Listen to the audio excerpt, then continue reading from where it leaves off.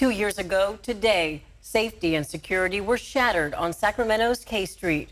The popular destination for restaurants and clubs was the target of a deadly gang-related shootout. The community in shock and mourning the death of 6 people. Today, the 3 suspects in that deadly shooting appeared in court. ABC 10's Alicia Machado was inside the courtroom today, and she's live now with an update on the very latest. And Alicia, I know families are now demanding justice. Yes, Chris, that's right. And in court today, we heard from the cousin of one of the people killed in the shooting. He was in downtown that night. We also saw surveillance video showing the moments leading up to the shootout that happened 2 years ago to the day. This preliminary hearing will determine if there's enough evidence to take this case to trial. The K Street shooting suspects back in Sacramento County Superior Court Wednesday as a preliminary hearing continues. The 3 suspects, Matula Payton, Smiley Martin, and Dondre Martin, face murder charges in connection to the shooting 2 years ago that left 12 people wounded and 6 dead. The shootout was gang-related, according to Sacramento police. Among those killed, 38-year-old Sergio Harris. His cousin Ike Harris was called to the stand to testify. He was with his cousin downtown on the night of the shooting, but when asked questions by defense attorneys, he largely could not recall the events that happened, saying he got information secondhand from social media. I don't know what happened. The real truth is I just know the aftermath. My memory of that night was the traumatic parts only, for the most part. I remember holding my cousin. I remember him taking his last breath, but I thought he was breathing, but it was his last breath. I remember doing CPR.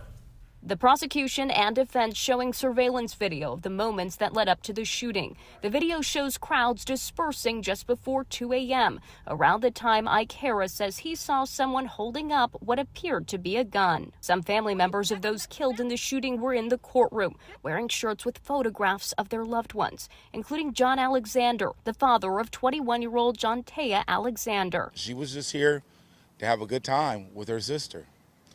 And unfortunately, that good time turned to tragedy, and I miss my daughter dearly.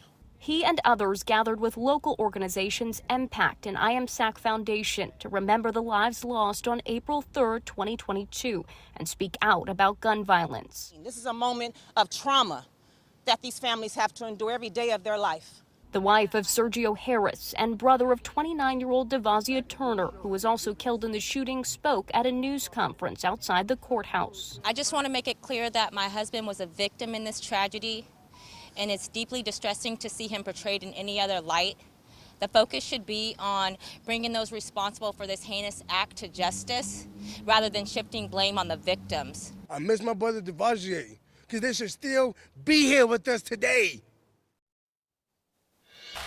In September, the Sacramento County District Attorney's Office said they won't seek the death penalty for the 3 suspects, but instead life imprisonment without the possibility of parole. Now, this preliminary hearing is scheduled to continue tomorrow, with additional testimony expected to be heard throughout the month of August. Chris, Laura? 2 years later, and the family still seeking justice. Alicia Machado, live for us tonight. Alicia, thank you.